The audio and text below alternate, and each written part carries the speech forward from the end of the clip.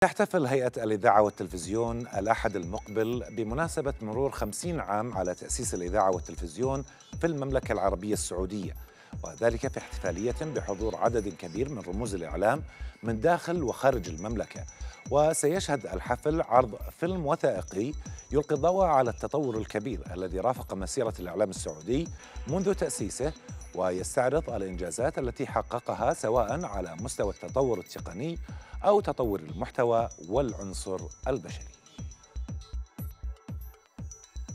نيابة عن خادم الحرمين الشريفين الملك عبد الله بن عبد العزيز آل سعود حفظه الله، يرعى وزير الثقافة والإعلام رئيس مجلس إدارة هيئة الإذاعة والتلفزيون الدكتور عبد العزيز بن محي الدين خوجة يوم الأحد القادم في مركز الملك فهد الثقافي بمدينة الرياض الحفل الذي ستقيمه الهيئة بمناسبة مرور 50 عاما على بدء البث التلفزيوني في المملكة وبدء بث إذاعة الرياض.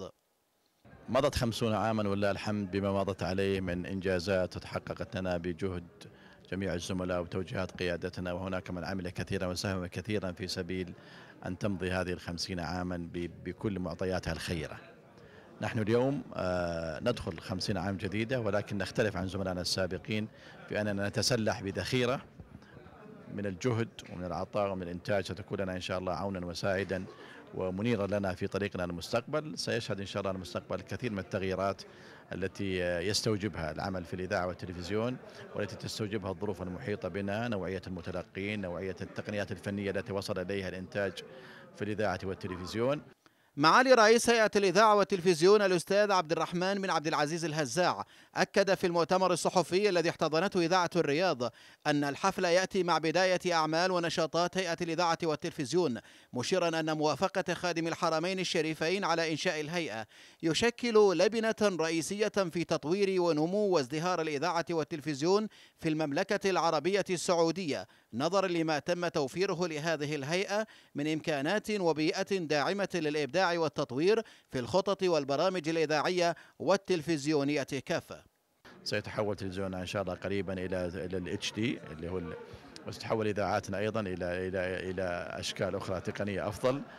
سنسعى أيضا إلى تدريب منسوبين في هيئة الإذاعة والتلفزيون وتزويدهم بجميع العلوم والمعارف. سنسعى أيضا إلى توفير كل ما يطمحون إليه من إمكانيات سواء كانت على المستوى الإداري أو على المستوى الفني. نحن ساعون ومجتهدون ونسأل الله التوفيق والسداد، ونقول لمشاهدينا ومستمعينا في كل مكان نحن وإياكم شركاء في النجاح، لا تبخلوا علينا بالرأي ولا تبخلوا علينا بالمشاركة، أنتم عون لنا ونحن مسخرون لخدمتكم.